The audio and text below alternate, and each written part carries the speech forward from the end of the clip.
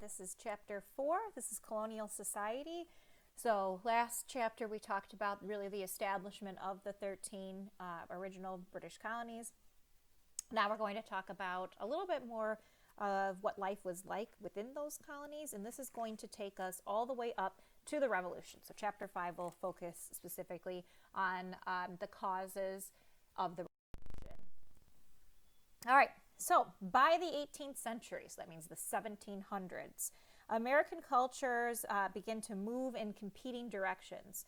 Commercially, militarily, and culturally, they have great ties with Great Britain, and those continue to tighten throughout, going all the way up until the Revolution. However, emerging, we see a distinctly American culture. And so that's why we mean competing directions. So in terms of certain things, we're going to be very much tied to Great Britain, but then in other ways, we're going to see a division emerging in which the colonists are going to start to think of themselves as colonists and not as British. And so that's something that's going to greatly contribute to the Revolution, of course. A lot of this has to do with the fact that there are immigrants from other European nations that are coming into the colonies for similar reasons as British citizens are moving into the colonies in search of a better life. There are similar things going on in other European countries in which, for people who are not the poorest of the poor, if you're the poorest of the poor, you're coming over as an indentured servant, if you're coming over at all. But if you're able to afford your passage, you're not, terribly off because you had to be able to afford it.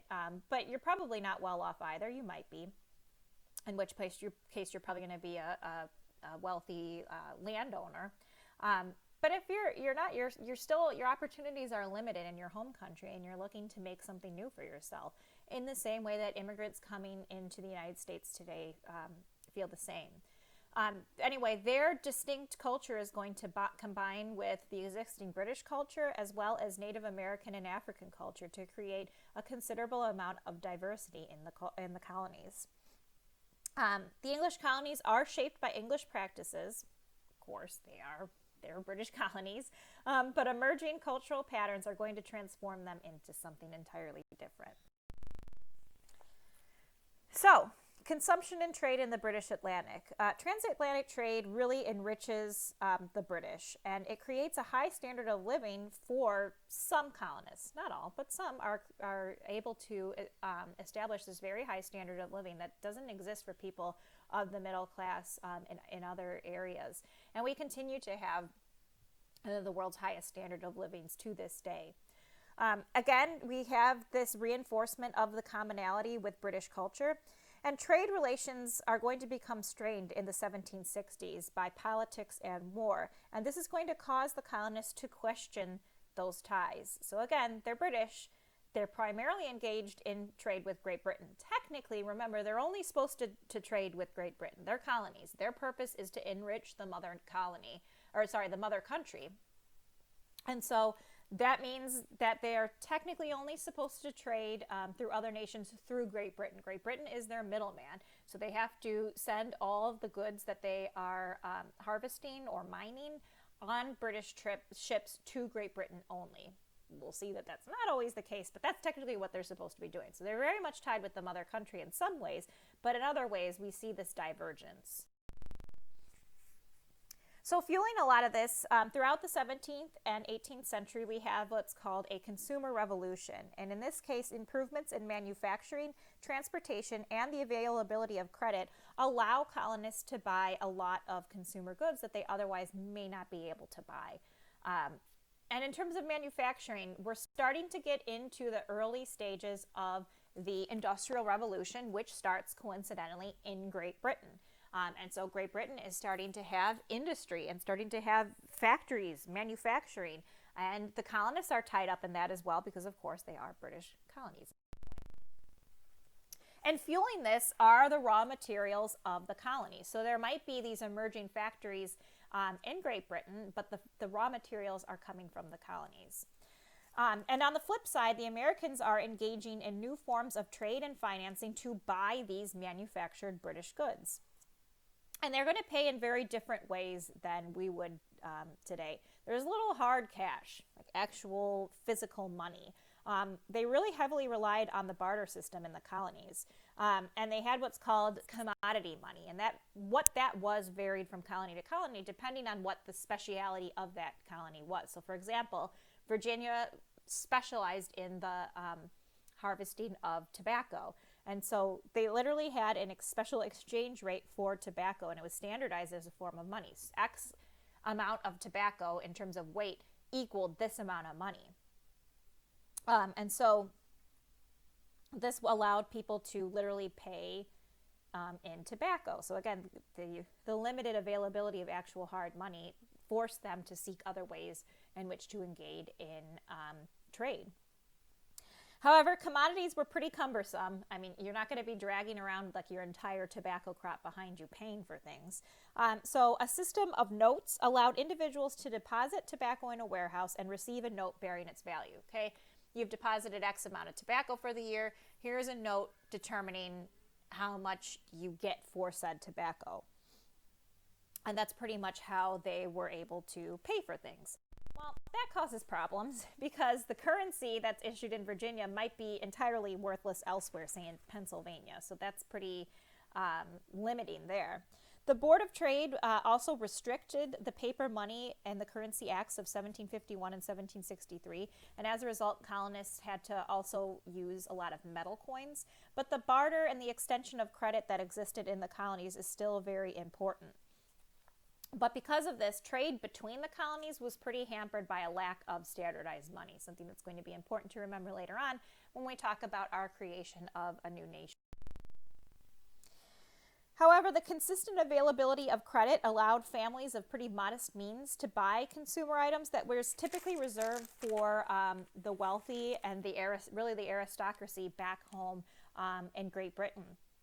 And because they were able to have high availability to these things, this cheap consumption allowed the middle class to match trends in clothing, food, household decor that aristocrats might use back home. And so the middle class in America, the American colonies, had a very high standard of living in compared to their counterparts back home in Great Britain, because they had the credit, they could buy things that maybe they couldn't afford back home in London. However, despite of this, they were still regarded as backwater by Londoners. But still, they could present themselves as lords and ladies of their community with these various forms of status. Again, clothing, food, decor. They can make themselves appear to be much more well off than they actually were. So remember, we talked about in the last chapter that the 13 British colonies, which will later become the United States, they were part of a much broader British Empire. Great Britain had many, many other colonies, not just in North, South America and the Caribbean, but abroad. They may think about India, which is going to become a British colony as well. They're going to have colonies in Africa, so it's part of a larger system. And in terms of North and South America, they are less important than their counterparts in the Caribbean. So these are going to be Jamaica, Barbados, the Leeward Islands, Grenada, and St. Vincent and Dominica. And the reason why these colonies were so valuable to the British is that they produced sugar, and sugar was a highly valuable commodity. I remember we talked about way back in the first chapter that sugar can only be grown in very, very specific conditions, and the colonies that exist really can't grow sugar in North America, and so that's why these colonies in the Caribbean are so very precious to Great Britain.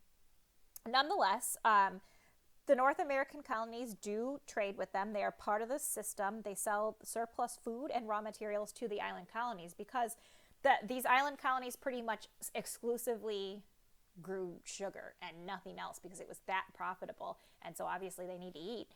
And so surplus food would be sent from the British North American colonies to these island Caribbean colonies. And these systems of trade in North America and in the Caribbean greatly benefited Great Britain, and they existed exclusively to benefit Great Britain. So remember, technically, the colonies are supposed to only sell their goods through Great Britain. So they have to ship all raw materials to Great Britain on British ships. But prior to 1763, Great Britain really didn't enforce this rule. The colonists very easily violated it and traded with other foreign nations directly, or they would trade with pirates or smugglers. And if you were a smuggler yourself and you were caught, they were rarely convicted.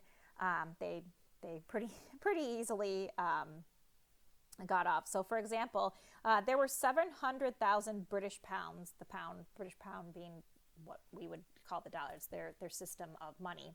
Of illicit goods were brought into the American colonies annually. So again, there's a lot of this going on. Technically, they're not supposed to do it, but it's going on quite a bit.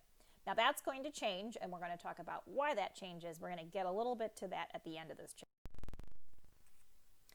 So starting with the Sugar Act in 1764, which we'll get more into in the next chapter, and continuing with the Stamp Act, the Townshend Acts, Parliament is going to tax a variety of things: sugar, paper, lead, glass, tea, and other things. And so colonists in response are going to organize non-importation agreements, meaning, well, if you're going to tax that, we're just not going to buy it, and revert to domestic products. We're not going to buy your goods, we're just going to make things ourselves. For example, wearing homespun cloth became a political statement, a way of saying, we don't agree with these taxes, we don't like these taxes, and we're demonstrating that our protest by wearing cloth we've spun ourselves instead of buying British cloth. All right, switching gears now and looking at slavery again. This is going to come up again and again. It's an ongoing thing. We're not going to talk about slavery in isolation because it didn't exist in isolation. It existed within the colonies and later our new nation, and it shaped our colonies and our new nation. So it's going to be something that's going to continually come up. But we are going to revisit the taxes later on. So if you feel like, wait a minute, I didn't get all of that, we're not going to get into detail just yet. Okay, so remember that slavery was transatlantic, and it developed very distinctly in British North America. By 1750, it is legal in all British North American colonies. However, local economic and demographic trends continue to contribute to a lot of colonial variations. As we'll see, it never really takes off in New England. It's allowed. There's some, but not a lot. The middle colonies, a little bit more. Still not quite as much as the southern colonies. And even within the southern colonies, there's going to be great variability in terms of what slavery looked like. For example, Virginia, which is going to be, of course, the oldest colony, and it's no surprise that they are the first to have imported slaves from Africa as early as 1619. So Virginia is very unique. It's not only the original colony, it's also unique because the original planters there are going to start building larger and larger estates. And they use the legal process of primogeniture and entail to make sure these estates stay together. So primogeniture means the oldest son inherits, and entail is a way in which these large estates would be kept together. So you have these large estates being handed down father to oldest son, generation after generation, and this results in wealth and property being heavily consolidated in the hands of a few very wealthy planters.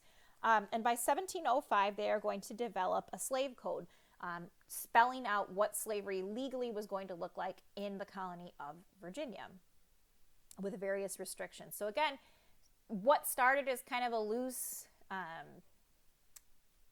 entity in terms of we got indentured servants, we got slaves from Africa, and we've got Native American slaves, is slowly becoming, there's exclusively slaves, they are African or of African descent, and they are slaves for life. That is happening slowly over time in this time period that we're talking about. So specifically in Virginia, the slaves lived and operated on what is called a gang system. They worked from dawn to dusk in the plantation, in the field, and they had a white overseer, or driver as he was often called, who used physical force to compel the slaves to work. And that's going to be probably what most people think of in terms of slavery, but that's not, again, necessarily the case throughout the South, as we'll see on the slide. So let's switch gears and talk about South Carolina and Georgia. Slavery is central here as well, but also unique from Virginia. Georgia actually originally banned slavery, but caved into economic pressures and legalized it in 1750, whereas South Carolina allowed it from the beginning. But slaves here had more independence, which is kind of misleading. I mean, if you're a slave, you don't have freedom by definition. But within the boundaries of slavery, they had more freedom than their counterparts in Virginia because of the way in which these plantations were organized. For instance, mainly in South Carolina, they grew primarily rice, which is just a good climate for it. And rice is cultivated, and it's difficult to cultivate. And so planters here would usually request specifically skilled slaves who knew how to grow rice, typically from Senegambia. And the conditions in which you grow rice, it has to have a lot of water to grow, and so the climate there tended to be pretty swampy. And as you know, in the summer when it rains a lot, what do you get? You get a lot of mosquitoes. They can spread a lot of disease, particularly malaria. And so as a result of this, most planters lived away from their plantations. They had a plantation, but they didn't typically live on it. They would particularly stay away in times in which disease was ravaging that area, and they would live in towns, whereas they'd have the overseer kind of keeping things running. So just for that reason, there's a somewhat level of independence, but also they operated under the task system. So slaves would be assigned specific tasks that they had to get done throughout the day, and after that they were done. And they could, usually they'd have their own small vegetable plot. They could manage that. They could pretty much do whatever. I mean, again, within the confines of slavery, you're not allowed to leave or, go out and do anything that you want. But within the plantation, you're pretty much free to do what you need to do after that. So slightly different than what we see in Virginia. So that gives you an idea, again, of just within the South, there's a lot of diversity in terms of what slavery looks like. So let's look at the mid-Atlantic colonies, those middle colonies, New York, New Jersey, Pennsylvania, and Delaware. They don't have large plantations here, and that's mainly climate. They just don't have a long planting season, so there's farms and they can grow crops. But those big, giant plantations that we tend to think of as kind of what we think when we think of the South, they just really don't exist in the middle colonies. They do have larger farms and which slaves do work. Slaves also work in the various ports of these colonies, those that are not landlocked, of course, those that are on the coast. And they also serve as domestic servants. And there's going to be a movement against slavery specifically within these colonies. The Quakers of Pennsylvania are going to be the first group to turn against slavery. So a little bit more about the Quakers' beliefs. They believed in radical nonviolence. They were pacifists. They did not believe in war or violence of any kind.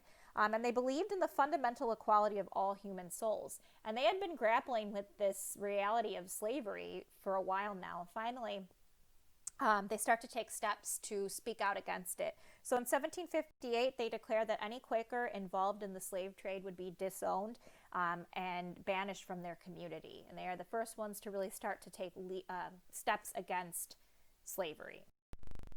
Slavery never really takes off in the New England colonies of Massachusetts, New Hampshire, Rhode Island, and Connecticut. The climate here, it's further north, so obviously it's even less temperate, so it's a very short growing season. The soil's pretty rocky, so they don't really have any cash crops. It's mainly fishing there. Again, there are farms. It's not like you can't grow anything, but not like you do have in the South, and so there's really not an economic need. They still engage in the slave trade, but again, it really just doesn't take off in the colonies. So at this point in time, slavery is technically legal throughout the 13 colonies. After the Revolution, we'll get into how it starts to be outlawed in certain colonies, which will become states. All right, so as we mentioned before, politics and government are going to split the colonies and Great Britain apart. So democracy that existed in Europe, because it did exist in certain forms in Europe, is not the democracy we think of it today. It's really more of an oligarchy than it is a republic. For example, only elites served in elected positions, and most colonies which have some sort of, most European nations which have some sort of democracy don't hold regular elections. Now, Great Britain and the Netherlands did, but still, even when they had regular elections, only a small amount of males could vote. And the North American colonies, suffrage is your right to vote. It sounds like suffering, which makes you think it's a bad thing. It's not, it's a good thing. Suffrage was much more widespread than it was back home in Great Britain. Also, The colonial government in general had more power. Remember, we talked about this in the last chapter, that generally speaking, the colonies are really left to their own devices in a lot of ways. The assemblies and legislatures which governed the colonies did a lot. They regulated businesses, they imposed taxes, they cared for the poor in their communities, they built bridges and roads, made decisions for education, a lot of things that you really need like a local perspective, right? If you have your main government back home all the way in Great Britain, all the way across the Atlantic Ocean, what do they know about the needs of, the roads and bridges in a particular town in Connecticut, say? They don't. I mean, it's difficult even nowadays. That's why we have federal and state government here in the United States with all the communication we have. Can you imagine how much more difficult it was back then? So there's quite a bit of independence going on in terms of the governing of the colony. Overall control of the colonies, there were three main political structures. There were provincial colonies. These are New Hampshire, New York, Virginia, North and South Carolina, and Georgia. These are the most tightly controlled by the crown. And by the crown, I mean the British government, specifically the king. In this case, the governor of these colonies would be appointed by the king. So thus, they are very tightly controlled because the governor is going to be directly responsible to the king himself. Then you have proprietary colonies. This is Pennsylvania, Delaware, New Jersey, and Maryland. In this case, the governor is appointed not by the king, but by the lords proprietors. So these are individuals who purchase the right to govern the colony by the crown. Again, the king. Then you have charter colonies. This is Massachusetts, Rhode Island, and Connecticut. This is a little bit different. This is where a political company or an interest group is going to control the colony. They're issued a charter, and the charter specifically separates the executive, legislative, and judicial branches of these colonies. And the governor was an elected position, not appointed by a group of people, a small group of people like in a proprietary colony, or by the king like a provincial colony. They are appointed by the people with the caveat of it's only property-owning men, so it's not everybody. So let's look a little bit more at a charter colony because it sounds most familiar to us as modern-day Americans. In a charter colony, after the governor, you have a council. This is basically the governor's cabinet, which is made up of largely prominent individuals appointed by the governor and approved by Parliament. Then you have the assembly. The assembly is a group of people elected by, again, property-owning men specifically, and their job was to uphold colonial law and make sure that colonial law conformed to British law, that you're not operating under two different legal systems. So the fact that they had these elected assemblies is an offshoot of the notion of civic duty. And civic duty is the idea that men have a responsibility to uphold the government through actions such as voting, paying taxes, and service in a militia. And it also comes from the fact that they accepted the idea of a social contract, which is the idea that the government was put in place by the people, which will be echoed later on in the phrase government for the people, by the people.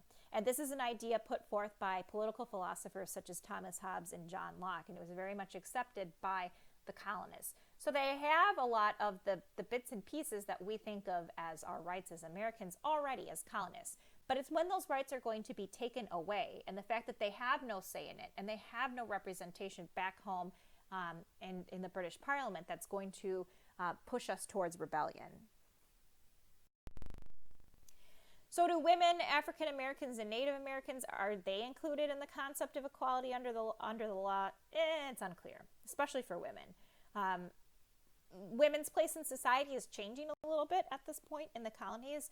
More and more people are viewing marriage as an emotionally fulfilling relationship, which is what we think of marriage today, rather than an economic partnership, which it's always hard for people to understand, but that's really what marriage was in the past. It was an economic partnership made for economic and practical reasons, not really for emotional reasons. And when you did have somebody who married for emotional reasons, especially among the upper classes, especially among the aristocracy, or even more startling and scandalous, the royalty, somebody marrying for an emotional reason was just shocking. That's just not something you did.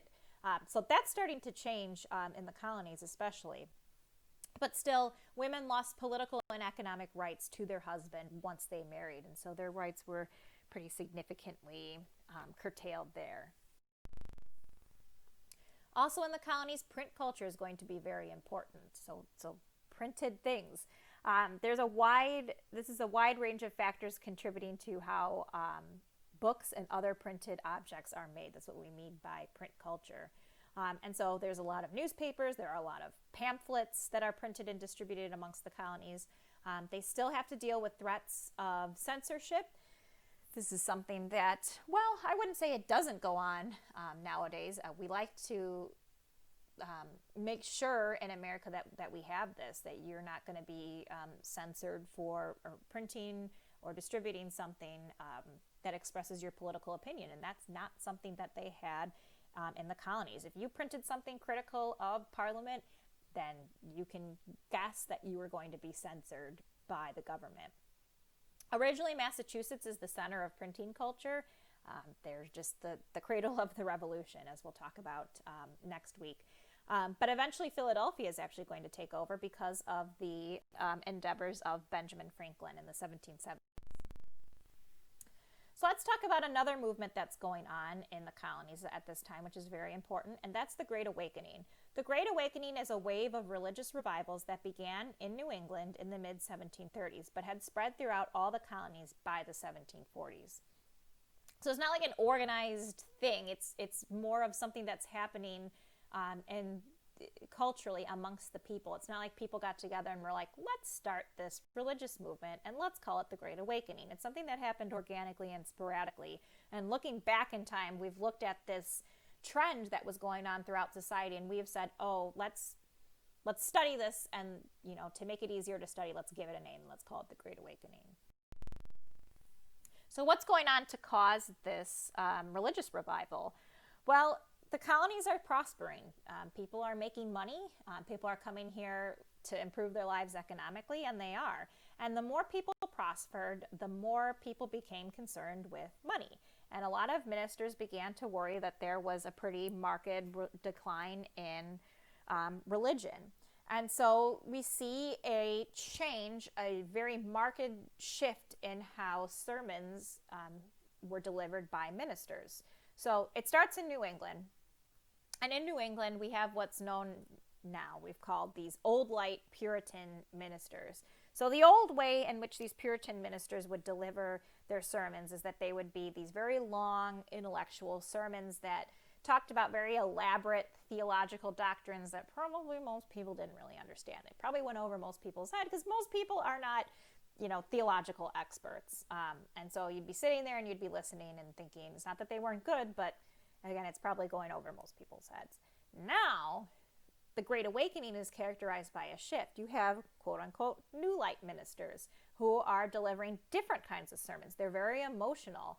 And I don't mean emotional like let's all hold hands together and sing and, have warm, tingly feelings. These were emotional in that they almost were kind of scary. They warned a lot about repentance and hellfire and damnation, but they were emotional and were meant to get at people's raw feeling in people. A minister by the name of Jonathan Edwards is really the first to kind of explore this type of preaching. You've probably heard of his most famous sermon called Sinners in the Hands of an Angry God, which talks about, the torments of hell and the certainty of God's justice. And again, it was meant to really get at your raw emotions, make you afraid of hellfire and damnation instead of just talking about it in kind of a lofty theological way. George Whitefield is another minister who really helped spread this movement from the New England region all the way down to the southernmost colony of Georgia. So remember, there's a shift here. New Light ministers are really going to stress that individuals only attain salvation through a new birth. And the new birth is this sudden emotional moment of conversion and salvation in which you reaffirm your faith. And again, it's brought about by the emotions that are being stirred up by these preachers. So why is it significant? Lots of reasons. First and foremost, it really undermines the authority of established churches and old light preachers. And think about it. If you can question the authority of these religious elders that people have been listening to and taking as truth for generations, who else can you question? Can you maybe question Parliament? Can you maybe even question the king? Can you maybe even question why we're part of the British Empire? Yes, there's a definite connection there. It's going to split many different religious communities, the Presbyterian and Congregational churches. And overall, it's going to fragment American Protestants. And what this means is there's a lot of religious pluralism in the colonies, meaning there are a lot of different denominations of Christianity existing within the colonies. And because of that, there has to be toleration, because there's no one denomination that's powerful enough to impose its particular interpretation on the others. It also encouraged missionary work among Native Americans and African Americans. There was a growing population of itinerant or wandering ministers, which helped spread the movement throughout the colonies. There's going to be an increased number of women in churches, and also there's going to be a lot of New Light colleges, so colleges that are still around and well known today. Princeton, Rutgers, Dartmouth, Brown, and Columbia are all a result of the Great Awakening. All right, now talking about the French and Indian War, which lasted from 1754 to 1763. Confusingly, it's also known as the 7 Years' War. There's fighting going on in North America, and there's fighting going on back home in Europe. So typically when you're talking about European history, like if you took a world history class, it would be referred to as the 7 Years' War. This is an American history class, and typically it's referred to as the French and Indian War here. Very confusing. The French and the Indians, Native Americans, did not fight each other in this war. The French and the British fought each other, and each had Native American allies. So the Algonquins supported the French, and the Iroquois supported the British. So that's why it gets the name French and Indian War, when that's very misleading. But anyway, those are the alliances there. It is the culmination of a very long struggle between Great Britain and France for control of the North American continent. France ends up losing. Why? Really, the government got in the way. They had a history of having an absolute monarchy in France, which will change, of course, with the French Revolution, but we're not quite there yet. And so you have an absolute monarchy, and they really impeded the development of New France by being too interventionist. Remember, the British colonies, they're there, there's oversight, but not really. And so that allowed them to really flourish. Whereas in France, the government was too in control, and it hampered New France, the French colonies in North America, by imposing a lot of really burdensome economic and immigration restrictions that really don't exist in the colonies. So the British colonies win mainly because they're more populous. There's more people. So for example, in 1754, there were 1.2 million British colonists to only 75,000 French colonists in North America. It begins, the war is a struggle for the control of the upper Ohio River Valley. And the significance of this war are many. Great Britain emerges as the world's foremost naval power in the world, really the most powerful country in the world at this point. The Peace of Paris of 1763 ends this war. I'm just going to warn you, there are 100 Peace of Parises or Treaty of Versailles or something related to France and Paris. It's very confusing. But hey, if you're ever in doubt and you get asked in a multiple choice question, what treaty ended this war? 9 times out of 10, if you guess Peace of Paris or Treaty of Paris, you're probably going to be right. But the Peace of Paris of 1763 officially ends the French and Indian War, and it brings about the end of French power in North America. So if you look at this map over there on the right, it's very instructive. Everything that you see in North America that is in purple was a French territory prior to the French and Indian War. Everything in green is British. If you look at the map to the right of that, same thing, except this is after the French and Indian War, and now everything green is still British, but clearly they have control of all of North America. They get Canada, Spanish Florida, all of the French lands east of the Mississippi River. It's a lot. So that's good for the British, right? They win a lot of land, establish themselves as the most powerful European country around. However, wars are very expensive, and it also left Great Britain with lots of debt, because how does a government pay for anything? Through taxes. And so how are we going to pay for this debt that we have? We're going to have to raise taxes. Who should we raise taxes on? Well, the colonists, because a lot of this war was fought to protect and expand the colonies, so the colonists should have to pay some taxes here. That's not going to be something that the colonists are going to be too keen on, as we'll see. And it also awakens the colonists' sense of separate identity because of this. So we'll end here talking about Pontiac's rebellion. So now that the British pretty much control North America, all the lands east of the Mississippi River, they are going to come in contact with Native American groups who are not used to dealing with the British. They're used to dealing with the French. And remember that the French really strove to maintain peaceful relationships with the Native Americans. They tried to work with them instead of impose their authority on them, as the British are going to try to do. The British are mainly motivated by profit, and they feel that the most the easiest way, I should say, to gain a profit from the Native Americans is to impose order as they see it. So, for example, the French would often engage in the tradition that Native Americans had of diplomatic gift giving in order to engage in trade. However, the new British general in charge, Geoffrey Amherst, is going to discourage this practice and really highly regulate the trade of firearms and ammunition to the Native Americans. And many Native Americans, including an Ottawa chief by the name of Pontiac, see this as a sign of war and really take offense to this.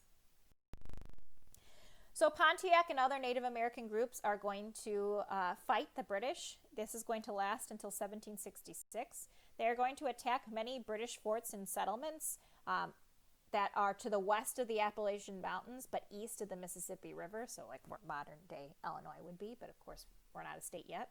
And they're very successful. They kill 400 British soldiers and 2,000 British settlers in the process. And it actually looks like the Native Americans are going to drive the British completely out of this region and back to the 13 original colonies. And the British only end up winning by doing something very underhanded. They sent the Native Americans blankets that had been infected with smallpox. We've talked a lot about what this would mean to the Native Americans with their lack of immunity to smallpox. They die out, a lot of them die off, and it really kills the war effort. So the British end up winning.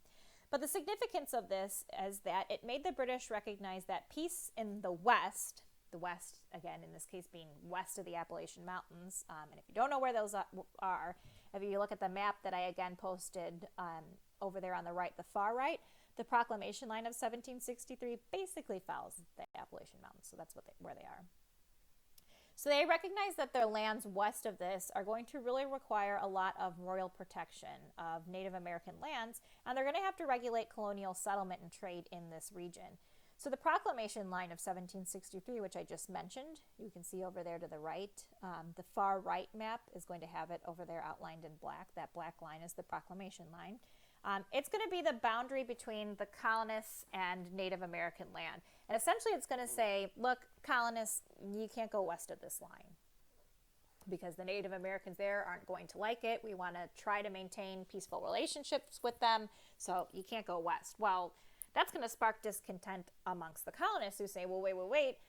We just helped you fight in this war against the French in this area. We feel like we get this land, and the colonies are becoming more populous. Land is becoming more and more scarce. We want access to this land.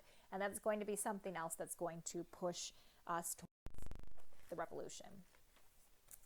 So by 1763, where are we at? The colonists are more united than ever. They are starting to see that they are not full British citizens, and they are resentful of that fact. The reforms that the British government are going to pass, which we'll talk more about in the next chapter, are going to be seen as threats to their inherent British liberties. The Stamp Act Congress of 1765, which we'll talk about again next chapter, is going to show the unity, that it's going to be a demonstration of this growing unity. It's going to bring together different leaders from different colonies in an unprecedented show of unity. There's also going to be the popular boycotts that are going to come, which are going to create a narrative of sacrifice, resistance, and shared political identity. So where we are at this point, rebellion is on the horizon, and we're going to talk more about that in the next chapter.